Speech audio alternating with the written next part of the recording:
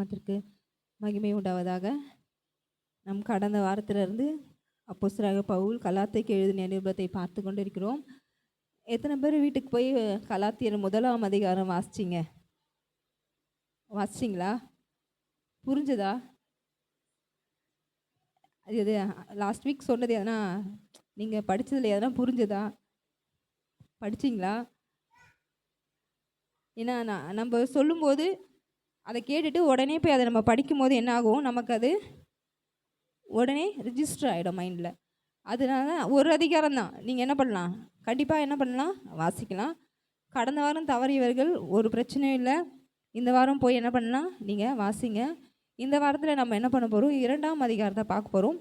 2ஆம் அதிகாரத்திலேயே மொத்தம் 21 வசனங்கள் இருக்குது. அந்த 21 வசனங்களில் இப்போ அப்போஸ்தலனாகிய பவுல் என்ன சொல்கிறார் அப்படின்றத இந்த வாரத்தில் நம்ம பார்க்கணும். நம்ம ஒரு ரீகால் மாதிரி பண்ணலாம். ஃபஸ்ட்டு அதிகாரத்தில் என்ன 3 காரியம் சொன்னேன். என்ன காரியம் சொன்னது யாருக்குன்னா ஞாபகம் இருக்கா? சொல்லுங்க. வாழ்த்து செய்தி, கடிந்து கொள்ளுதல், அப்போஸ்தலனாக அழைக்கப்பட்டது. இந்த 3 காரியங்கள் அந்த அதிகாரத்தில் இருக்குது. அதை தொடர்ச்சியாக இந்த காரியங்களை நம்ம இப்போ என்ன பண்ண போகிறோம், பார்க்க போகிறோம். இந்த 2ஆம் அதிகாரத்தில் என்ன சொல்கிறாங்கன்னா, முதல் வசனத்தில் அப்போஸ்தலனாகிய பவுல் என்ன சொல்கிறாரு, 14 வருஷங்கள் கழித்து நான் என்ன பண்ணுறேன்னா, பவுல் தீத்து பர்னபாயும் 3 பேரும் என்ன பண்ணுறாங்கன்னா 14 வருடம் கழித்து எங்கே போகிறாங்கன்னா, எருசலேமுக்கு போகிறாங்க. அப்படி எருசலேமுக்கு போகும்போது அங்கே என்னென்ன பண்ணுறேன் அப்படின்னு அவர் சொல்கிறாரு. அங்கே என்ன பண்ணுறாருன்னா, பவுல் தேவனால் அறிவிக்கப்பட்டதை நான் சொல்லும்படியாக என்ன பண்ணேங்க, சுவிசேஷத்தை விவரித்து சொல்லும்படியாக என்ன பண்ணேன், நான் அங்கே போனேன். அங்கே போனது 2வது வருஷத்தில் பார்த்தீங்கன்னா, நான் ஓடினதும் வீணாய் போகாதபடிக்கு எண்ணிக்கை உள்ளவர்களுக்கே தனிமையாய் விவரித்து காண்பித்தேன் அப்படின்னு சொல்கிறார். எண்ணிக்கை உள்ளவர்களுக்கே தனிமையாய் விவரித்து காண்பித்தேன் அப்படின்னு சொல்கிறார். ஏன் அப்படி மென்ஷன் பண்ணுறாருன்னா, நான் கர்த்தர் எனக்கு கொடுத்ததை நான் எல்லாருக்கும் போய் என்ன பண்ணல, சொல்லலை. யார்கிட்ட சொன்னால் அது பலன் கொடுக்குமோ அவங்கக்கிட்ட என்ன பண்ணேன், அவர் செலக்டிவாக என்ன பண்ண போய் சொன்னேன். எண்ணிக்கை உள்ளவர்களுக்கு என்ன பண்ணாராம், தனிமையாக என்ன பண்ணாராம், காண்பித்தார். இப்போ நம்ம நிறைய வசனங்கள் பார்க்கலாம். என்ன பண்ணார், முத்துக்கள் என்ன பண்ணார், பஞ்சைகளுக்கு முன்னாடி போடாதீங்க அப்படின்ற வசனம் இருக்குது. ஏன்னா அப்போது தேவன் அவருக்கு கொடுத்த காரியங்களை யாருக்கு சொல்லணும், யாருக்கு சொல்லக்கூடாதுன்றத ஒரு காரியத்தை அவர் என்ன பண்ணியிருந்தார், தெரிந்திருந்தார். நான் ஓடின ஓட்டம் வீணாய் போகாதபடிக்கு என்ன பண்ணாராம் அவர், நம்ம செய்கிற காரியம் அது என்ன பண்ணக்கூடாது, வீணாக போகாதபடிக்கு நம்ம அதை என்ன பண்ணுவோம், தெளிவாய் செய்யணும் அப்படின்றது இந்த இடத்துல என்ன பண்ணுறாரு, அவர் நமக்கு சொல்கிறாரு. அவர் கூட என்ன பண்ணுறாங்க, தீத்து என்ன பண்ணுறாங்க, கூட்டிகிட்டு போகிறாங்க. தீத்து எப்படின்னா ஒரு கிரேக்கராக இருக்காங்க. கிரேக்கர்னா என்னென்னா நம்ம புறஜாதிகள்னு சொல்கிறோம்ல, அதாவது யூதர்களை தாண்டி மற்றவங்கள என்ன சொல்கிறோம், புறஜாதிகள். அப்போ கிரேக்கனாக இருக்கிற தீத்துவும் என்ன பண்ணுறாரு, அவர் கூட போகிறார். அப்போது தீத்துவா என்ன பண்ணுறாங்க, அங்கே விருத்த சேதனம் என்ன பண்ணப்படலை, அவர் பண்ணப்படலை. ஆனால் அவர் புறஜாதியாக இருக்கிறதால அவர் என்ன பண்ணல, விருத்த சேதனம் பண்ணப்படலைனாலும் என்ன பண்ணுறாரு, அவரை என்ன பண்ணல, விருத்த சேதனம் நீங்கள் பண்ணணும் அப்படின்னு சொல்லி என்ன பண்ணலாங்க, படுத்தாமல் என்ன பண்ணுறாங்க, நாங்கள் போயிட்டுருக்கோம். நாங்கள் நம்மளை நம்ம அறிந்த சுவிசேஷத்தை, நம்ம அழைத்த சுவாதீனத்தை தெரிஞ்சவங்களா நம்மளை வேவு பார்த்து நம்மளை கலைக்கிறவங்களா என்ன பண்ணாங்க, பல பேர் பக்க வழியாய் நம்மளை என்ன பண்ணுறாங்க, நம்மளோட கள்ள சகோதரர் என்ன பண்ணுறாங்க, நம்மளை வேறு ஒரு சுவிசேஷத்துக்கு என்ன பண்ணுறாங்க, புரட்ட பார்க்கிறார்கள்ன்றதை அவர் 4ஆம் வசனத்தில் அப்படி சொல்கிறாரு. அப்படி நீங்கள் 6ஆம் வசனத்துக்கு வந்தீங்கன்னா, அல்லாமலும் எண்ணிக்கை உள்ளவர்களாக இருந்து எனக்கு ஒன்றும் போதிக்கவில்லை, அவர்கள் எப்படிப்பட்டவர்களாக இருந்தாலும் எனக்கு கவலை இல்லை, தேவன் மனுஷிடத்தில் பட்சபாதம் உள்ளவர் அல்லவே அப்படின்னு சொல்கிறார். இப்போது எண்ணிக்கை உள்ளவர்கள் யாரை சொல்கிறாங்கன்னா, அப்போஸ்தலர்கள் அதுக்கு முன்னாடி நிறைய அப்போஸ்தலர் இருந்தாங்க. அவங்க யாருமே என்ன பண்ணல, எனக்கு ஒன்றும் போதிக்கல. அப்போ எனக்கு யாரை தான் போதிச்சது, அவருக்கு போதித்தவர் யார், தேவன் தான் எனக்கு போதிச்சார். அவங்க எப்படிப்பட்ட இருந்தாலும் என்ன பண்ணல, எனக்கு என்ன இல்லை, கவலை இல்லை. ஏன்னா தேவன் தான் என்னை அழைத்தார். தேவன் எப்படிப்பட்டவர், பட்சபாதம் உள்ளவர் அல்லவே. ஏன்னா பட்சபாதம் அப்படின்னா என்னென்னா, எப்படி சொல்கிறது, மனுஷிடத்தில் ஒரு ஆளை பார்த்து என்ன பண்ணுறதில்ல, செய்கிறதில்ல, அதுதான் பட்சபாதம்னு நம்ம சொல்லுவோம். இப்போ நம்மளை பிடிச்சவங்க அப்படின்னா நம்மளை அவங்கள என்ன பண்ணுவோம், அதிகமாக கவனிப்போம். பிடிக்கலன்னா அவங்கள என்ன பண்ணுவோம், கண்டுக்க. அது மாதிரி ஆள் பார்த்து பண்ணுற தேவன் நம்ம இடத்துல இல்லை. நம்ம இடத்துல குறைகள் இருந்தாலும் இல்லை, நம்ம இடத்துல நிறைய அறிவு இருந்தாலும் அப்படி பார்த்து நம்மளை என்ன பண்ணல, தேவன் செலக்ட் பண்ணல. நம்ம கிட்ட குறைவு இருக்கும்போதே நம்மளை என்ன பண்ணியிருக்காரு, அவர் நம்மளை தேர்ந்தெடுத்திருக்கிறார். அதே போல தான் தேவனா மனுஷ இடத்துல என்ன இல்லையா, பட்சபாதம் உள்ளவர் அல்லவே அப்படின்ட்டு சொல்கிறாரு. அதுவும் இல்லாமல் இங்கே வந்து என்ன சொல்கிறான்னா, பேதுரு அப்போ சொன்னாங்க, பேதுருக்கும் பவுலுக்கும் என்ன தேவன் கொடுத்துருக்கிறாரு அப்படின்றத 7ஆம் வசனத்து 8ஆம் வசனத்துலேயும் சொல்கிறாரு. என்ன சொல்கிறான்னா, விருத்த சேதனம் உள்ளவர்கள். விருத்த சேதனம் உள்ளவர்கள்லாம் யாருன்னா, யூத ஜனங்கள், இஸ்ரவேல் மக்கள். அப்போ இந்த விருத்த சேதனம் உள்ளவர்களுக்கு அப்போஸ்தலராக இருக்கும்படி யாரை கையெடுத்து கொடுத்துருக்காருன்னா, பேதுருவை கொடுத்துருக்காரு. அதே போல் விருத்த சேதனம் இல்லாத புறஜாதிகளுக்கு அப்போஸ்தலனாக இருக்கும்படி யாரை அழைச்சிருக்காராம், பவுலை அழைத்திருக்கிறார் அப்படின்றது 7ஆம் வசனத்தில் 8ஆம் வசனம் சொல்லியிருக்காங்க. அதனால் விருத்த சேதனம் இல்லாதவர்களுக்கு அப்போஸ்தலனாக இருக்கும்படி தேவன் என்னை அழைச்சதை என்ன பண்ணாங்களாம், சபையின் தூண்களாகிய என்ன சொல்கிறாங்கன்னா 9ஆம் வசனத்தில் பார்த்தீங்கன்னா, எனக்கு அளிக்கப்பட்ட கிருபையை அறிந்தபோது தூண்களாக எண்ணப்பட்ட யாக்கோபும் கேபாவும் யோவானும் தாங்கள் விருத்த சேதனம் உள்ளவர்களுக்கு நாங்கள் புறஜாதிகளுக்கு பிரசங்கிக்கும்படி அந்தியோகிய ஐக்கியத்திற்கு அடையாளமாக எனக்கும் பர்னபாவுக்கும் வலது கை கொடுத்து என்ன பண்ணுறாங்க, சபையின் தூண்கள் சொல்லப்படுற இது 3 பேரும் என்ன பண்ணுறாங்க, அவர் அப்போஸ்தலர் பவுலுடைய அழைப்பு இதுதான், அவருக்கு கொடுக்கப்பட்ட கிருபை இதுதான். ஏன்னா புறஜாதிகள் மத்தியில் அவர் என்ன பண்ணும், சுவிசேஷத்தை அறிவிக்கணுன்ற அந்த அழைப்பை யார் உணர்ந்தது, அப்போஸ்தலராக இருக்கிற யாக்கோபு, கேபா, பேதுரு, இவங்க 3 பேரும் என்ன பண்ணுறாங்க, யோவான், இவங்கெல்லாம் என்ன பண்ணுறாங்க, அறிந்தது நிமித்தம் அவங்க என்ன பண்ணுறாங்களாம், பவுலுக்கு என்ன பண்ணுறாங்களாம், தன் வலது கையை கொடுக்குறாங்களா. இப்போ இந்த வலது கையை கொடுக்கறதுக்கு என்ன ஒரு அர்த்தம்னா, ஒரு அதிகாரத்தை கொடுப்பது. என்னது, ஒரு அதிகாரத்தை கொடுப்பது. அப்போது இந்த இடத்துல நம்ம என்ன கற்றுக்கணும்னா, நம்ம ஒரு புதுசாக ஒரு ஊழியக்காரர்களோ ஒரு சுவிசேஷம் நம்ம எழும்பும்போது தேவன் அவர்களை அழைத்திருக்கிறார் என்பதை நம்ம உணரும் போது அவங்கள என்ன பண்ணுமா, நம்ம அவங்கள கண்டிப்பாக என்கரேஜ் பண்ணணும் அப்படின்றத இந்த இடத்துல தேவன் நமக்கு என்ன பண்ணுறாரு, கற்றுக் கொடுக்குறார். அப்படி தான் என்ன பண்ணாங்க, புறஜாதிகளுக்கு சுவிசேஷத்தை அறிக்க வந்த பவுலை என்ன பண்ணுறாங்கன்னா, பவுலை பர்னபாவை தீர்த்து அவங்க என்ன பண்ணுறாங்க, வலது கை கொடுத்து என்ன பண்ணுறாங்களாம், என்கரேஜ் பண்ணி ஒரே ஒரு வார்த்தை மாத்திரம் அவங்க இடத்துல சொல்கிறாங்க. 10ஆவது வசனத்தில் நீங்கள் பார்த்தீங்கன்னா, நீங்கள் தரித்திரை மாத்திரம் நினைத்து கொள்ளுங்கள் அப்படின்னு சொல்கிறார். அப்போது நீங்கள் உங்கள் ஊழியத்தின் பாதையில் போகும்போது தரித்திரராக இருக்கிற ஏழைகளாக இருக்கிறவங்களாம் நீங்கள் என்ன பண்ணுங்கள், நினச்சிக்கங்க அப்படின்னு சொல்கிறார். அப்போது பவுல் என்ன சொல்கிறார் இந்த இடத்துல, அதை நான் என்ன பண்ணுறேன், ஏற்கனவே அதை என்ன பண்ணுறேன், நான் பழக்கமாகவே வச்சிட்ருக்கேன் அப்படின்றது இந்த 10ஆம் வசனத்தில் அவங்க சொல்கிறாங்க. நீங்கள் 11ஆம் வசனத்துலேருந்து 14ஆம் வசனம் வரைக்கும் பார்த்தீங்கன்னா, இந்த இடத்துல அப்போஸ்தலனாகிய பவுல் என்ன பண்ணுறாருன்னா, அப்போஸ்தலனாகிய பேதுருவை முகமுகமாக என்ன பண்ணுறாருன்னா விரோதிக்கிறார், முகமுகமாக கண்டிக்கிறார். ஏன் அப்படி முகமுகமாக கண்டிக்கிறார் அப்படின்னா, இப்போ வந்து பேதுரு வந்து என்ன பண்ணிகிட்ருக்காரு, ஊழியம் பண்ணிகிட்டு இருக்கார். அப்போ ஊழியம் பண்ணிகிட்டு இருக்கும்போது பேதுரு வந்து அந்தியோகியாவுக்கு வரும்போது என்னாச்சுன்னா, அவர் என்ன அந்தியோகியாவில் இருக்க புறஜாதிகள் கூட என்ன பண்ணுறாரு, உட்காந்து சாப்பிட்றாரு. புறஜாதிகள் கூட உட்காந்து சாப்பிடும்போது என்னாச்சுன்னா, யாக்கோபு இடத்துலேருந்து வந்தார்கள விருத்த சேதனம் உள்ளவர்கள்லாம் யார் சொன்னேன், யூத ஜனங்கள். அவங்க வரும்போது என்ன பண்ணுறாரு, பேதுரு கொஞ்சம் பயந்துட்டார்.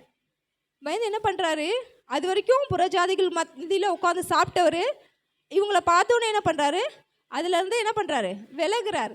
அப்படி விலகும் போது அவர் கூட இருந்த மற்ற ஜனங்களும் விலகுறாங்க. இதை பார்த்ததுனால என்ன ஆச்சுன்னா, பவுல் கூட வந்த பர்னபா இருக்காங்களே, பர்னபாவும் அதனால் என்ன பண்ணுறாரு, விலகுறாரு. ஓகேங்களா. நமக்கு முன்னாடி ஒரு எக்ஸாம்பிள் இருக்கும்போது இப்படி தான் பண்ணும் போல். இப்போ புதுசாக ஒருத்தவங்க சர்ச்சுக்கு வராங்க அப்படின்னா நம்ம பண்ணுற காரியங்களை தான் அவங்க முதல்ல என்ன பண்ணுவாங்க, பார்ப்பாங்க. இதை பண்ணணும், இதை பண்ணக்கூடாது. இப்போ ஆராதனை கண்ணை மூடி பாட்டு பாடணும் அப்படின்றத நாம் பண்ணும்போது தான் புதுசாக வரவங்க என்ன பண்ணுவாங்க, அதை பார்த்து கற்றுப்பாங்க. அதே போல் தான் என்னாச்சு, இங்கே பேதுருவும் அது கூட இருந்தவங்களும் என்ன பண்ணுறாங்க, புறஜாதிகளுக்கு வந்து சாப்பிடும்போது இப்போ விருத்த சேதனம் உள்ளவர்கள் வந்தபோது என்ன பண்ணுறாங்க, விலகும்போது அதை பார்த்த பர்னபாவும் என்ன பண்ணுறாரு, 13ஆம் வசனத்தில் பார்த்தீங்கன்னா, பர்னபாவும் இழுப்புண்டான் அப்படின்னு இருக்கு. அவனும் என்ன பண்ணுறான், அதில் கொஞ்சம் தடுமாறுறான். அப்போது என்ன பண்ணுறாரு, பவுல் அதை வந்து தைரியமாக சொல்கிறார். என்ன பண்ணல, அவர் வந்து அதை கண்டுக்காமல் விட்டல. இதுதான் சுவிசேஷம், நீங்கள் வந்து இதுதான் சுவிசேஷன்னா அதை தான் நீங்கள் என்ன பண்ணணும், சொல்லணும். ஏன்னா அவர் ஒரு ஊழியனாக இருக்கிறார். அப்போ அந்த ஊழியனாக இருக்கும்போது அவர் பண்ணுற காரியங்கள் எப்படி இருக்கணும், கரெக்டாக இருக்கணும். அவரை ஒரு முன் உதாரணமாக இருக்கணும். கரெக்டுங்களா. அப்போ என்ன பண்ணுறாரு, பவுல் தைரியமாக அவர்கிட்ட என்ன சொல்கிறார், இது 14ஆம் வசனத்தை நீங்கள் பார்த்தீங்கன்னா, பேதுருக்கிட்ட போய் சொல்கிறாரு. அது வந்து தனியாக கூட சொல்ல, எல்லாரும் முன்னாடியும் சொல்கிறாரு, நீ ஒரு யூதனாக இருக்க. அவர் ஒரு யூதன் தானே பேதுரு. யூதனாக இருக்கும்போது அந்த யூத முறைமை என்ன? புறஜாதிகள் கூட உட்காந்து சாப்பிடக்கூடாது, இதை பண்ணக்கூடாது, அதை பண்ணக்கூடாது, எல்லாமே அவருக்கு தெரியும். ஆனால் அவரால் அதை கடைபிடிக்க முடிஞ்சுதா? அவர் என்ன பண்ணார்? அதை மீறி தான் உட்காந்து சாப்பிட்டார். ஒரு யூதனாக நீங்கள் இருக்கீங்க, அந்த முறைமையே உங்களால் என்ன பண்ண முடியல, கடைபிடிக்க முடியல, உங்களாலே அது முடியல. ஆனால் புறஜாதியாக இருக்க இந்த மக்களை யூத மார்க்கத்தை கடைபிடிக்கணும்னு நீங்கள் சொல்கிறது ஒரு தவறான விஷயன்றதை அந்த இடத்துல என்ன பண்ணுறாரு, நீங்கள் எப்படியும் அவங்கள நீங்கள் என்ன பண்ணலாம், யூத மார்க்கத்தை நீங்கள் இதை பண்ணியே ஆகணும், விருத்த சேதத்தை பண்ணியே ஆகணும், நியாயப்பிரமாணத்தை நீங்கள் கடைப்பிடித்தே ஆகணுன்றதை நீங்கள் எப்படி அவங்கள என்ன பண்ண முடியும், கட்டாயம் பண்ண முடியும் அப்படின்றத இந்த 14ஆம் வசனத்தில் அவர் வந்து என்ன சொல்கிறார். அதே போல் தான் நம்ம வந்து ஒரு காரியத்தை நம்ம மாயமாலமாய் என்ன பண்ணக்கூடாது, நம்ம என்ன பண்ணுவோம், தேவனுக்கென்று தேவன் என்ன சொல்கிறாரோ அதை என்ன பண்ணணும். மனுஷனுக்கு பயந்தோ ஒரு காரியத்தை என்ன பண்ணக்கூடாது, நம்ம பண்ணக்கூடாது. இங்கே பார்த்தீங்கன்னா 15ஆம் வசனத்தை பாருங்க. 15ஆம் வசனத்தை பார்க்கும்போது, புறஜாதியாரில் பிறந்த பாவிகளாய் இராமல். இப்போ இங்கே புறஜாதிகளில் பிறந்த பாவிகளாய் இராமல் அப்படின்னு இருக்குது. இது இன்னும் கொஞ்சம் விளக்கி சொல்லணும்னா என்னென்னா, பாவிகள்லாம் என்ன அப்படின்னா, யூதரை தவிர மற்ற மார்க்கத்தார் இருக்காங்களே, அவங்க எல்லாமே யூதர்கள் பார்வையில் எப்படி தான் இருந்தாங்களா, பாவிகள் தான். யூத மார்க்கத்தில் பிறந்தவர்கள் மட்டும்தான் யார், நீதிமான்கள். மற்றவர்கள் எல்லாம் யார் தான், புறஜாதிகள். அவர்கள் புறஜாதிகள் எல்லாம் பாவிகள் அப்படின்றது தான் அந்த யூதருடைய இது. யூத மார்க்கத்தில் ஏன் அப்படி ஒரு ஒரு ஒரு ப்ரைடுனா, தேவன் எந்த ஒரு இதில் பிறந்தார், யூத குலத்தில் பிறந்தார். ஏன் யூத குலத்தில் பிறந்தார்? அந்த யூத குலத்துக்கு ஏன் அப்படி ஒரு ஸ்பெஷல் அப்படின்னு கேட்டிங்கன்னா, அவங்க தேவன் என்ன பண்ணுவாங்க, ஏதோ மனித ரூபம் எடுக்க இந்த உலகத்துக்கு வரும்போது ஏதாவது ஒரு குலத்தில் அவர் பிறக்கணும். அப்போ அவர் செலக்ட் பண்ணும்போது இந்த அங்கங்கே மக்கள் என்ன பண்ணிட்டாங்க, ஆதியாகமம் 11 அதிகாரத்தில் பாஷைகள் தாறுமாறாகி அங்கங்கே ஜனங்கள் பிரிஞ்சிட்டாங்க. அப்போ பிரிஞ்சும் போது எந்த குலத்தில் நம்ம போய் பிறக்கிறதுன்னு பார்க்கும்போது அவர் யூத குலத்தை தேர்ந்தெடுத்தாராம். ஏன் அப்படி யூத குலத்தை தேர்ந்தெடுத்தாருன்னா, இருக்கிற ஜனங்கள்லே அந்த யூத குலம் மட்டும்தான் ரொம்ப கம்மியாக இருந்தாங்களாம். அவங்க வந்து ரொம்ப அதிகமாக இருந்து அவங்களை செலக்ட் பண்ணல. இருக்கிறதுலே அவங்க ரொம்ப கம்மியாக இருந்ததுனால தான் அந்த கோத்திரத்தை அவர் என்ன பண்ணாராம், அந்த குலத்தை என்ன பண்ணாராம், அவர் தேர்ந்தெடுத்தார். ஏன்னா சிறுமைப்பட்டவர்களும் சிந்தையுள்ள தேவன். அப்போ அப்படி செலக்ட் பண்ணி தான் என்ன பண்ணார், அந்த குலத்தில் வந்தார். அதனால் யூதர்களுக்கெல்லாம் ஒரு என்னென்னா, நம்ம யூதராக பிறந்தாவே நம்ம யார், யூதராக பிறந்தாவே நம்ம நீதிமான் அப்படின்ற ஒரு எண்ணம் என்ன இருந்தது, அவங்களுக்குள்ளே இருந்தது. இந்த வசனத்தில் இங்கே பார்த்தீங்கன்னா, சுவாபத்தின்படி யூதராய் இருக்கிற நாமும் இயேசு கிறிஸ்துவை பற்றும் விசுவாசத்திலே அன்றி நியாயப்பிரமாணத்தின் கிரையினாலே மனுஷன் நீதிமானாக்கப்படுவதில்லை என்று அறிந்து, நியாயப்பிரமாணத்தின் கிரைகளால் அல்ல கிறிஸ்துவை பற்றும் விசுவாசத்தினாலே நீதிமான்களாக்கப்படும்படிக்கு கிறிஸ்து இயேசுவின் மேல் விசுவாசிகளானோம் அப்படின்னு இருக்குது. இந்த வசனத்தில் ஒரு காரியத்தை மட்டும் உங்களுக்கு நான் சொல்ல விரும்புகிறேன். இப்போ நீங்கள் இந்த வசனத்தை நீங்கள் வாசிச்சிங்கன்னா, மேலே 3வது லைனில் பார்த்தீங்கன்னா, இயேசு கிறிஸ்துவை பற்றும் விசுவாசத்திலே அன்றி அப்படின்னு இருக்குது. அதுவே கீழே அந்த வசனம் முடியும் போது கீழே வந்து 2nd லைன் பாருங்கள், கிறிஸ்து இயேசுவின் மேல் அப்படின்னு இருக்குது. இயேசு கிறிஸ்து, கிறிஸ்து இயேசு, இது ரெண்டுமே யார், இயேசு கிறிஸ்து, கிறிஸ்து இயேசு, இது ரெண்டுமே யார், இது ரெண்டுமே ஒரே ஆள் தான். இயேசு கிறிஸ்துவும் கிறிஸ்து இயேசுவும் ஒரே ஆள் தான். அவர் தான் இயேசு, அவர் தான் ஜீசஸ். ஓகேங்களா? ஆனால் இந்த இடத்துல ஒரே வசனத்தில் இயேசு கிறிஸ்துன்னு கொடுத்துருக்காங்க, கிறிஸ்து இயேசுன்னு கொடுத்துருக்காங்க. அதுக்கு என்ன வித்தியாசம், என்ன விளக்கம் அப்படின்னா, இயேசு கிறிஸ்து அப்படின்னு நீங்கள் எடுத்துக்கிட்டிங்கன்னா, இயேசு வந்து மாம்சத்தில் பிறந்து, அதாவது பிறந்து வளர்ந்து ஊழியம் பண்ணி சிலுவலை அறைந்து அடக்கம் பண்ணப்பட்டு உயிரோடு எழுந்து இப்போ எங்கே இருக்கார், பரமேறி சிங்காசனத்தில் வலது பாரசத்தில் வீற்றிருக்கார். இது வரைக்கும் இருக்கிறத பற்றி சொல்கிறதுல என்ன மென்ஷன் பண்ணுவாங்களாம், இயேசு கிறிஸ்து அப்படின்னு பைபிளில் போடுவாங்க. இயேசு கிறிஸ்துன்னு சொல்லி போடுற காலம் எந்த காலகட்டம்னா, கிறிஸ்து பிறந்த பின்.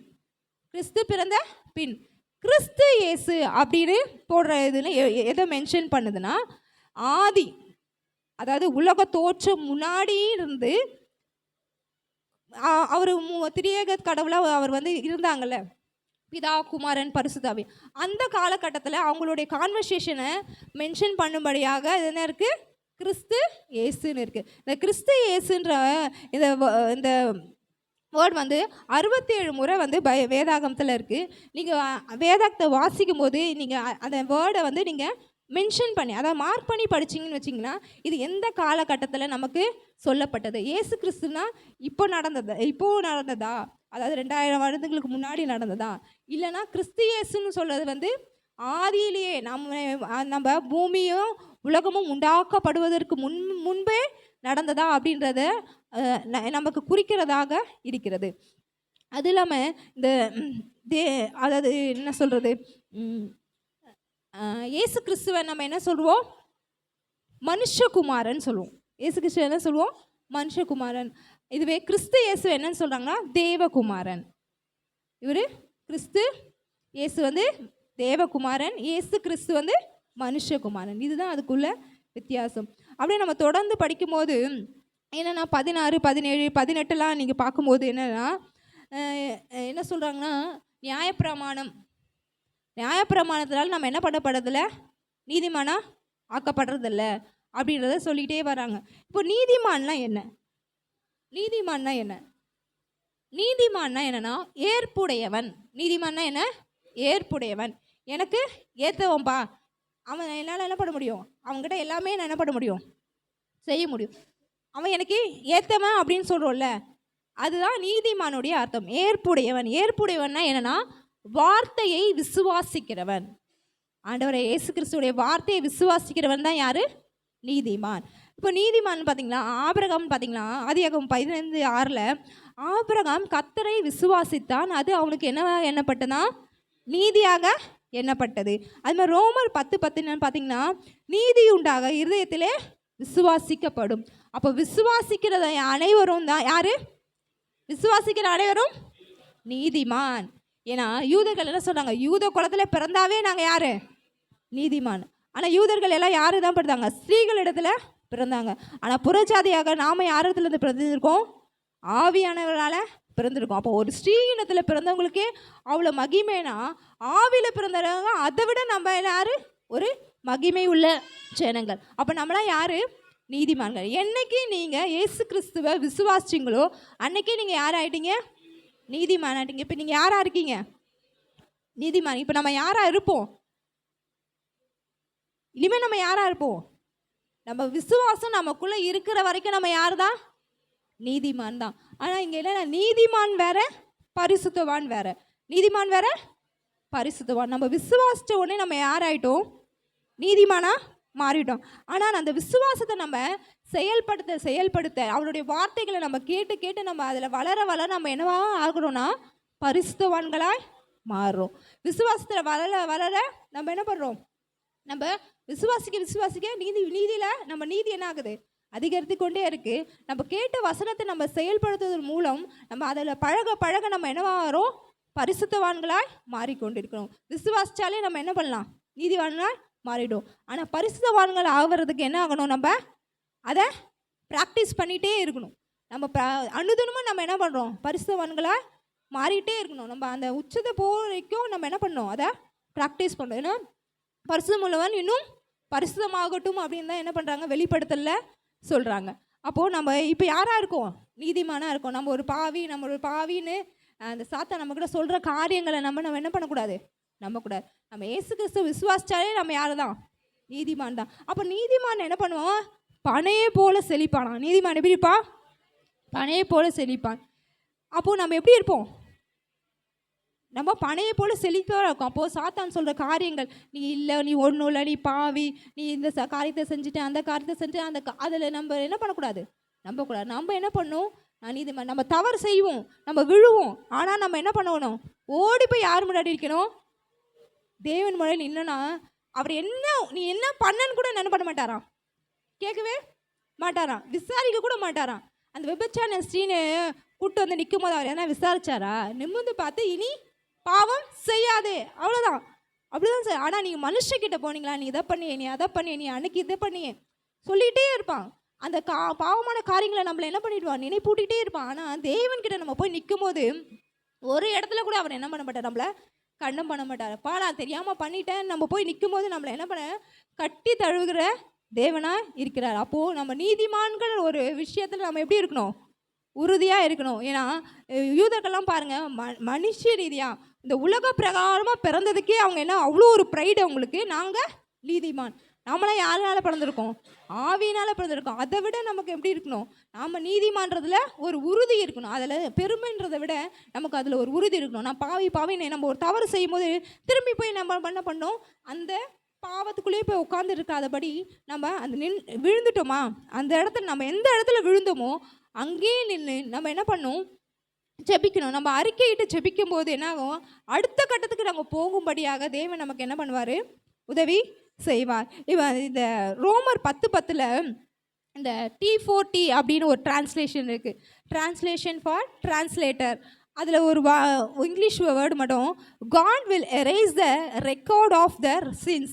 நம்ம செய்கிற பாவங்களை, நம்மளை அவர் விசுவாசிக்கும் போது செய்கிற பாவங்களை என்ன பண்ணுறாராம், எரேஸ் பண்ணிடுறாராம். ஒருத்தர்கிட்ட நம்ம கடன் வாங்குகிறோம், இதுக்கப்புறம் நீ இந்த கடன் கொடுக்க வேண்டாப்பான்னு அவர் என்ன பண்ணுறாரு, அந்த பத்திரத்தில் கையெழுத்து போட்டு கொடுக்குறாருன்னு வச்சுப்போம், கடன் தள்ளுபடி ஆகிடும். ஆனால் அந்த பத்திரம் என்ன சொல்லும், நீ ஏற்கனவே ஒருத்தர்கிட்ட கடன் வாங்கியிருக்கேன்னு சொல்லுறது தானே அந்த பத்திரம். ஆனால் நம்மளுடைய ஆண்டவர்கிட்ட வந்தாலும் அதை கிழிச்சு சுக்குனராக போட்டுருவாராம். அதுக்கு முன்னாடி அது தடமே இல்லாமல், அதாவது அதை தான் சொல்கிறாங்க, God will erase the record of their sins. நம்ம இதுக்கு முன்னாடி பண்ண எல்லா பாவங்களையும் எந்த தடையுமே இல்லாமல் என்ன பண்ணுறாரு, அவர் எரேஸ் பண்ணுறாரு. அந்த விசுவாசம் நமக்குள்ள என்ன வேணும். திரும்ப திரும்ப நான் என்ன பண்ணேன், நான் பாவமான காரியங்கள் செஞ்சுட்டேன் அப்படின்னு நம்ம போகாதபடிக்கு நம் நீதிமான் தேவன் என்னை அவர் விசுவாசத்தினால் என்ன பண்ணியிருக்காரு, நீதிமானாய் மாற்றிருக்கிறார் அப்படின்று நம்ம என்ன பண்ணணும், அனுதினமும் அவருக்குள்ளே நம்ம வளர்ந்து கொண்டே இருக்கணும். இயேசு விசுவாசிக்கிற எத்தனை பேர்னாலும் அவங்களாம் யாருன்னா பரிசுத்தவான்களாய் மாறிக்கொண்டிருக்கிற நீதிமான். இயேசு விசுவாசிக்கிற அத்தனை பேர்களும் பரிசுத்தவான்களாய் மாறிக்கொண்டிருக்கிற நீதிமான்கள். அப்போ இவங்க என்ன சொல்கிறாங்கன்னா, நியாயப்பிரமாணம் நமக்கு தேவையில்லைன்னு சொல்லிகிட்டே வராங்க. இப்போ 16, 17, 18, 19 வசனங்களை பார்த்தீங்கன்னா நியாயப்பிரமாணங்கள் தான் வருது. இப்போ இந்த நியாயப்பிரமாணங்கள்லாம் என்ன, ஏன்பா இதை சொல்லிகிட்டே இருக்காங்க அப்படின்னா, இப்போ நான் லாஸ்ட் வீக் சொன்ன மாதிரி 613 நியாயப்பிரமாணங்கள் இருக்குது. அதில் இது என்னென்னா, இப்போ ஆதாம் நமக்கு என்ன பண்ணிட்டாரு, பாவம் செஞ்சிட்டார். அதனால் என்ன பண்ணோம், அதனால பிசாசுக்கு அடிமையாகி நாமெல்லாம் என்ன பண்ணிட்டோம், அந்த ஜென்ரேஷனில் வந்துட்டோம். இப்போ என்ன பண்ணோம், அப்போ அதுக்காக ஒரு மனித குலத்தை மீட்கும்படியாக தேவன் நமக்கு வரணும். இதுதான் லாஜிக், ஓகேங்களா? ஆனால் என்னென்னா, ஆதியாகமத்தில் ஆதாம் தானே தவறு செஞ்சார், கரெக்டுங்களா? அப்போது அது பின்னாடி வர சந்ததியெல்லாம் என்னென்னா, அவர் தானே தவறு செஞ்சார், நான் அதை பண்ணலையே, நாங்கள் அதை பண்ணலையே, அப்போ நாங்கள் ஏன் பாவிகள், நாங்கள் ஏன் அடிமைகள் அப்படின்ற ஒரு எண்ணம் அவங்களுக்குள்ளே இருந்தது. நாங்களும் அதை எதுவுமே பண்ணலையே, எதுக்கு எங்களுக்கு ஒரு மீட்பு அப்படின்ற ஒரு எண்ணம் இருந்ததுனால நாங்கள்லாம் கரெக்டு தான் அப்படின்றத நிரூபிக்கிறதுக்காகவே என்ன பண்ணாங்களாம், இந்த நியாயப்பிரமாணத்தை அவங்க வாங்கினாங்களாம். இந்த நியாயப்பிரமாணத்து மூலமாக நாங்கள் நல்லவங்க, எல்லாத்துலேயும் நாங்கள் எப்படி இருப்போம், கரெக்டாக இருப்போம் அப்படின்றதுக்காகவே இந்த நியாயப்பிரமாணத்தை வாங்கினாங்களாம். அப்போ அந்த நியாயப்பிரமாணம், சரிப்பா நான் இதெல்லாம் கொடுக்குறேன், நீங்கள் என்ன பண்ணுங்கள், இதை கடைப்பிடிச்சி நீங்கள் நீதிமான் அப்படின்றத நீங்கள் என்ன பண்ணுங்கள், நிரூபிங்க அப்படின்னு சொல்லி என்ன பண்ணுறாருன்னா, கற்பலைகளை தன்னுடைய விரல்களால் என்ன பண்ணுறாங்களாம், எழுதி கொடுக்குறாங்களாம். அதுதான் நியாயப்பிரமாணம். இந்த நியாயப்பிரமாணத்தில் என்னென்னா 365 நியாயப்பிரமாணங்கள் இதை செய் அப்படின்னு இருக்கும். 248 நியாயப்பிரமாணங்கள் 365 நியாயப்பிரமாணங்கள் இதை செய்யாத அப்படின்னு இருக்கும். 248 நியாயப்பிரமாணங்கள் இதை செய்யின்னு இருக்கும். அப்போ அது மொத்தமாக ஆட் பண்ணும்போது உங்களுக்கு 314 நியாயப்பிரமாணங்கள் வருது. இப்போ இதை செய்யறதுல என்ன பிரச்சனைங்க அப்படின்னு கேட்டிங்கன்னா, நீங்கள் ஸ்டார்ட் பண்ணிங்கன்னு வச்சுங்களேன். இப்போ ஒரு கல்லை நீங்கள் எடுத்து வைக்கிறீங்க, 316 கல்லை நீங்கள் வைக்கணும்னா, ஃபஸ்ட்டு கல்லை எடுத்து வைக்கணும்னா ஃபஸ்ட்டு நியாயப்பிரமாணமான என்ன நீங்கள் பார்த்துக்குங்க, என்னன்றி உங்களுக்கு வேறு தேவர்கள் உண்டாயிருக்க வேண்டாம். அது ஃபஸ்ட்டு கல்லை நீங்கள் எடுத்து வைக்கணும், ஓகேங்களா? அப்போ ஃபஸ்ட்டு நீ என்ன பண்ணும், தேவனை தவிர வேறு யாரையும் என்ன பண்ணக்கூடாது, முன்னாடி வைக்கக்கூடாது. அது யார், அது ஃப்ரெண்டாக இருந்தாலும் சரி, உறவாக இருந்தாலும் சரி, உங்கள் மாமனாக இருந்தாலும் சரி, அத்தையாக இருந்தாலும் யாராக இருந்தாலும் என்ன பண்ணக்கூடாது, முன்னாடி வைக்கக்கூடாது. அந்த ஸ்டாண்டர்டுக்கு நமக்கு வரதே என்னாகும், ஒவ்வொருத்தருக்கும் ஒவ்வொரு டைம் எடுக்கும். இவங்களை விட இப்போ ஒருத்தர் நம்ம லைஃப்பில் இவங்க இம்பார்ட்டன் அப்படின்னா அவங்கள விட்டுட்டு தேவன் தான் நமக்கு இம்பார்ட்டன்ற வரது ஸ்டாண்டர்டுக்கு வர்றதுக்கு ஒவ்வொருத்தருக்கும் ஒரு இப்போ ஃபார் எக்ஸாம்பிள் எனக்கு ஒரு 3 months ஆகுதுன்னா ஒருத்தருக்கு அது 6 months ஆகலாம், ஒருத்தருக்கு அது 5 years ஆகலாம், ஒருத்தருக்கு அது 3 weeks ஆகலாம். ஒவ்வொருத்தருக்கும் அது ஒரு டைம் எடுக்கும். ஓகேங்களா? அப்படி அந்த ஃபஸ்ட்டு இது நியாயப்பிரமாணத்தை தாண்டதுக்கே உங்களுக்கு என்ன ஆகும்? டைம் எடுக்கும். இப்போ அடுத்ததுன்னு பார்த்தீங்கன்னு வச்சிங்களேன், செகண்ட் என்னன்னு சொல்வீங்க? ஓய்வு நாளை பரிசுத்தமாய் ஆசரிக்க கடவை. ஓய்வு நாளை பரிசுத்தமாக ஆசரிக்கணும். நியாயப்பிரமாணத்தின் படி பார்த்தோன்னா அன்றைக்கி வேலை செய்யக்கூடாது, ஓய்ந்து இருக்கணும்.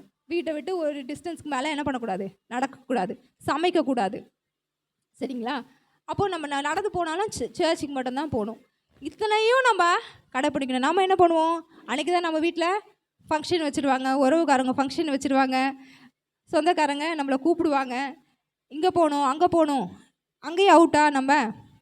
இப்போ நியாயப்பிரமாணத்தை பொறுத்த வரைக்கும் என்னென்னா, இப்போ இந்த 616 ஒன்றில் நீங்கள் விட்டுனீங்களாலும் எல்லாமே 0 தான். 1 விட்டாலும் எல்லாமே 0. இப்போ நீ 63 வரைக்கும் நான் போயிட்டேன்ப்பா, 63 போயிட்டு 63வது என்னால் பண்ண முடியல, நான் அங்கே விழுந்துட்டேன்னா அங்கேருந்து நான் மறுபடியும் எங்கே வரணும்? 0க்கு வரணும். ஃபஸ்ட்டு கூட இல்லை, 0க்கு வரணும். திருப்பி நான் என்ன பண்ணணும்? திருப்பி ஃபஸ்ட்லேருந்து ஆரம்பிக்கணும். இது இதை எங்கே சொல்லியிருக்குன்னா,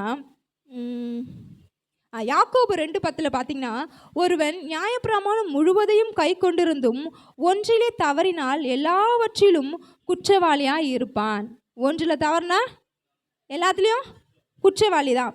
அப்போது எதுக்குப்பா இந்த நியாயப்பிரமாணம் எதுக்கு கொடுத்தாங்க, எதுக்கு வந்தாங்க, எதுக்கு தான் இது பண்ணும்? இதை செய்ய ஒரு நாளும் கூடாது. ஆனால் இதை செஞ்சு முடித்தவர் ஒரே ஒருத்தர் தான். அவர் தான் யார்? இயேசு கிறிஸ்து. இது என்னென்னா, அவரை கொண்டு, அவங்களோட துணையை கொண்டு நம்மளால் என்ன பண்ண முடியும்? இதை செய்ய முடியும். அதனால இயேசு கிறிஸ்து சொல்கிறாரு, மத்தேயு 5:17 பார்த்தீங்கன்னா, அழிக்கிறதுக்கல்ல நிறைவேற்றுவதற்கே வந்தேன். எதை அழிக்கிறதுக்கு வரலையா? நியாயப்பிரமாணங்களையும் தீர்க்க தரிசனங்களையும் அழிக்கிறதுக்கு வரல, அதை நிறைவேற்றவே வந்தார். அவரை கொண்டு அவர் மூலமாக என்ன பண்ண முடியும்? நம்மளால் அந்த நியாயப்பிரமாணத்தை நிறைவேற்றி முடிக்கும். அதை அழிக்கிறதுக்கு அவர் வரல, அதை நம்ம நிறைவேற்றி முடிப்பதற்காக தான் அவர் என்ன பண்ணார்? வந்தார். ரோமர் 8:2 கிறிஸ்து இயேசுவினால் ஜீவனுடைய ஆவியின் பிரமாணம் என்னை பாவம் மரணம் என்பவைகளின் பிரமாணத்திலிருந்து விடுதலை ஆயிற்று. என்னென்னா, ஜீவனுடைய ஆவியின் பிரமாணம் தான் நம்மளை என்ன பண்ணது? பாவம் மரணம் இதிலேருந்து விடுதலையாக்க முடியும். அப்போ நியாயப்பிரமாணம் என்ன பண்ண முடியாது? நம்மளால் அதுலேருந்து விடுதலை ஆக்க முடியாது. ஏன்னா நம்ம அதை தவறிக்கிட்டே இருப்போம். தவறிட்டே இருக்கும்போது என்ன பண்ணுவோம்? ஒரு சிலதில் நம்ம என்ன பண்ணுவோம்? நமக்கே ஒரு குற்ற உணர்வு நம்ம என்ன பண்ணுவோம்? அது அப்படியே டவுன் ஆகிடுவோம். ஆனால் ஆவியின் பிரமாணம் நமக்கு என்ன பண்ணலை? அப்படி பண்ணலை. ஆவியின் பிரமாணம் என்ன இருந்தது? நம்மளை தேய்ச்சிடுது. ஏன் ஆவியின் பிரமாணம் தேய்ச்சிதுன்னா, அதை கொடுத்தவரே யார் தான்? எழுதி கொடுத்தவர் யார்? ஆவியானவர். எழுதி கொடுத்தவர் யாருன்னா ஆவியானவர். யாத்திராகமத்தில் பார்த்தீங்கன்னா 31:18 தேவனுடைய விரலினால் எழுதப்பட்ட கற்பலகை அப்படின்னு இருக்கும். அப்போ அதை எழுதிக்கிறது யார்? எது? அந்த கற்பலகையை எழுதுறது எது? தேவனுடைய விரல். அப்போ இந்த தேவனுடைய விரல் யாருன்னா அதுதான் பரிசுத்த ஆவியானவர். அதுக்கு விளக்கமாக லூக்கா 11:20 நான் தேவனுடைய விரலினால் பிசாசுகளை துரத்தினபடியால் தேவனுடைய ராஜ்யம் உங்களிடத்தில் வந்திருக்கிறதே அப்படின்னு சொல்லி இயேசு சொல்கிறாரு. அதே மத்தேயுல 12:28 சொல்கிறாரு, நான் தேவனுடைய ஆவியினாலே பிசாசுகளை துரத்தினபடினால் தேவனுடைய ராஜ்யம் உங்களிடத்தில் வந்திருக்கிறதே. அப்போது தேவனுடைய விரல்னா யார்? தேவனுடைய ஆவியானவர். அப்போது ஆவியானவர் தான் என்ன பண்ணுறாரு? உங்களுக்கு எழுதி கொடுக்குறார். எழுதி கொடுத்தவரால் தான் உங்களால் என்ன பண்ண முடியும்? யார் அதை எழுதுனாங்களோ, இப்போ ஒரு டெரிவேஷன் இருக்குதுன்னு வச்சுக்கோங்களேன், ஒரு சயின்ஸில் ஒரு எக்ஸ்பிரிமெண்ட் இருக்குதுன்னு வச்சுங்களேன், யார் அதை செஞ்சாங்களோ அவங்களால தான் என்ன பண்ண முடியும்? அதை விளக்கி சொல்ல முடியும். அவங்களால தான் அதை செஞ்சு முடிக்க முடியும், செஞ்சு உங்களுக்கு காமிக்க முடியும். அதே போல் தான் அவரால் அவர் தான் அதை எழுதினார். பரிசுத்த ஆவியானவர் தான் உங்களை அதை எழுதினார். செஞ்சு முடிக்கிறதுக்கு யார் தான் உதவி செய்ய முடியும்? அவரால் தான் முடியும். அப்போது தேவனுடைய ஆவியானவரால் மாத்திரமே என்ன பண்ண முடியும்? இந்த எல்லா பிரமாணங்கள் என்னென்னா, இதெல்லாம் வேண்டாம், அதெல்லாம் சுருக்கி 2 விஷயத்தில் சொல்லிட்டாங்க. உன் மேலும் முழு பலத்தோடும் முழு ஆத்மாவோடும் என்னில் அன்பு கூர்வாயாக, உன்னிடத்தில் நீ அன்பு கூறுவது போல பிறனிடத்தில் அன்பு கூறுவாய். எல்லாத்தையும் முடிச்சு இதெல்லாம் பண்ணுறதுக்கு யார் தான் நமக்கு உதவி செய்வா? பரிசுத்த ஆவியானவர் தான் உதவி செய்வார். ஏன்னா அது செய்யறதுக்கு அவர் தான் தேவை. ஏன்னா தேவன் என்ன சொல்கிறாரு? இயேசு கிறிஸ்து மரித்தார், மறித்து உயிரோடு இருந்து 40 நாள் இங்கே இருந்தார். அப்போது அந்த நேரத்தில் அதை வந்து அவரே செய்யலாம்ல, ஆனால் அவர் என்ன பண்ணல, அதை செய்யலை. அவர் என்ன சொல்லிட்டு போனார், நான் போனால் என்ன யார் வருவா, தேற்றரவாளன் வருவார். அவர் உங்களுக்கு என்ன பண்ணுவார், எல்லா சத்தியத்தில் உங்களை வழி நடத்துவார். தேற்றரவாளன் யாருக்கு தேவை? ஒரு ஆளை ரொம்ப டவுனாக இருக்காங்க, உடஞ்சி போயிருக்காங்க, அவங்களுக்கு என்ன நம்ம என்ன பண்ண ஒரு ஆறுதல் சொல்லுவோம், ஒரு தேர்தல் படுத்துவோம்ல. அப்போது தேற்றரவாளன் யாருக்கு தேவை? அப்போது அந்த நியாயப்பிரமாணங்களை பண்ணி திரும்ப திரும்ப அதை பண்ணி ஃபெயிலியர் ஆகி உட்காந்து உடஞ்சிருக்க ஒருத்தரை போய் தேற்றுனா அது யார் தேவை? ஒரு தேற்றரவாளன் தேவை. அதுக்கு தான் பரிசுத்த ஆவியானவர் வந்து அவர் நம்மளை தேற்றி என்ன பண்ணுறாரு, நியாயப்பிரமாணங்களெல்லாம் என்ன பண்ணுறது, நிறைவேற்றுவதற்கு நமக்கு என்ன பண்ணுறாரு, அவர் உதவி செய்கிறார். அது நியாயப்பிரமாணம், இது செய் இது செய்யாத, இதை செய்ய இது செய்யாதன்னு சொல்லுவோம். ஆனால் பரிசுத்த ஆவியானவர் என்ன சொல்வார்னா, அதை ஒரு குற்ற உணர்வு வந்துடும். நமக்கு செய்யலைன்னா ஒரு குற்ற உணர்வு வரும். ஆனால் ஆவியானவர் நம்ம சொல்கிறத செய்யும்போது, நம்ம ஆவியானோட சத்தத்தை கேட்கும்போது, இங்கே போப்பானா நம்ம போயிடணும், இங்கே போகாதப்பானா போக வேண்டாம். அதை செஞ்சாவே நம்ம என்ன பண்ணலாம், இந்த நியாயப்பிரமாணங்கள் அத்தனையும் என்ன பண்ணலாம், செஞ்சு முடிச்சிடலாம். இதை செஞ்சோமா அதை செஞ்சோமா நம்ம கணக்கு பார்க்க வேணாம்.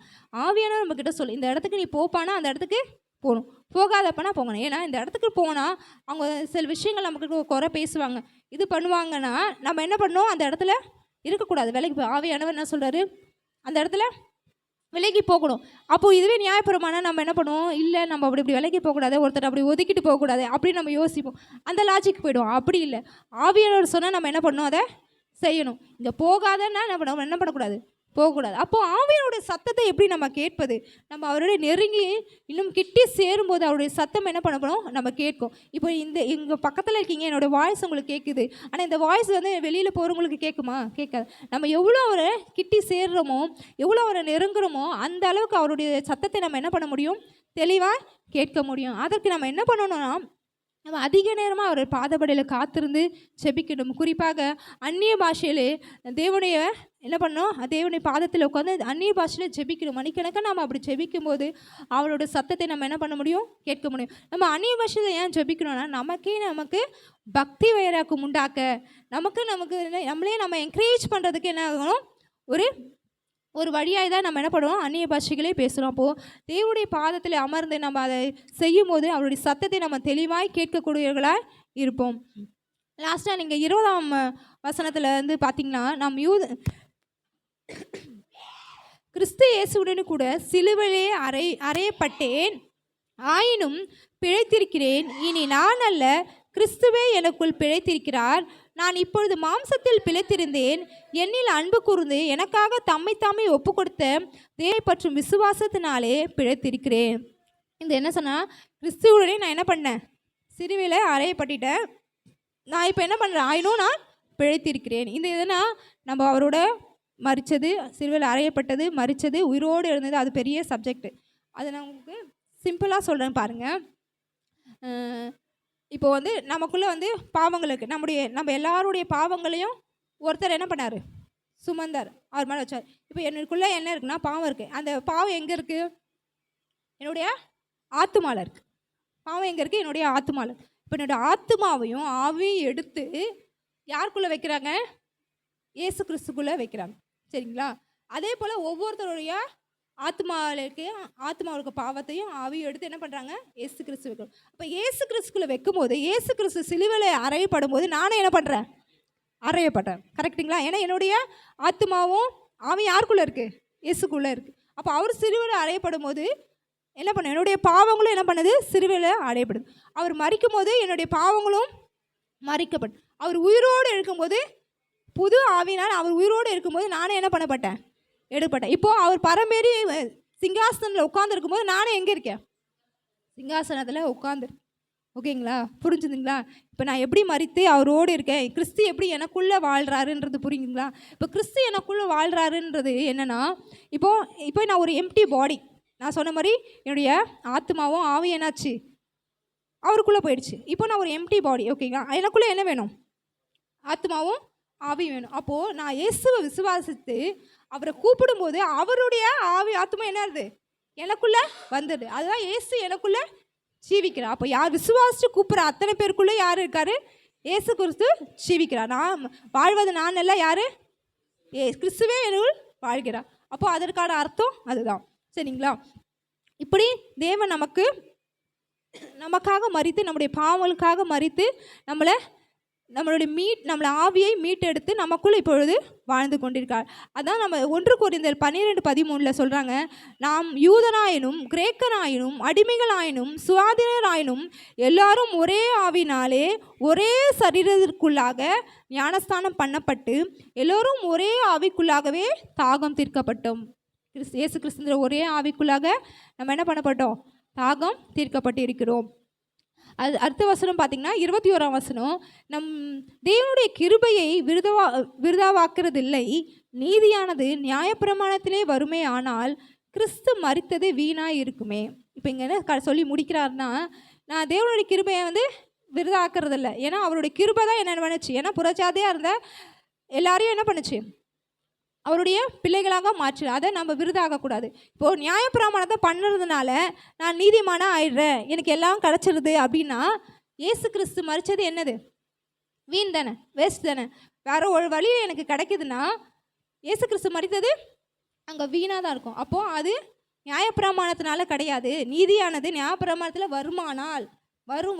வருமானால் இயேசு கிறிஸ்து மரித்தது வீணாக இருக்கும்.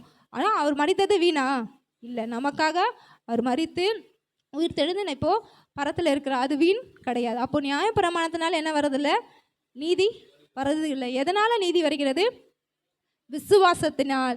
நம்ம விசுவாசிக்கிறதுனால நம்ம என்ன பண்ணப்படும்? நீதிமான்களாக ஆக்கப்படுறோம். அப்போ அந்த நீதியில் வளர நம்ம என்ன பண்ணப்படும்? அனுதினமும் நம்ம நீதியில் வளர விசுவாசிக்க நம்ம என்ன பண்ணுறோம்?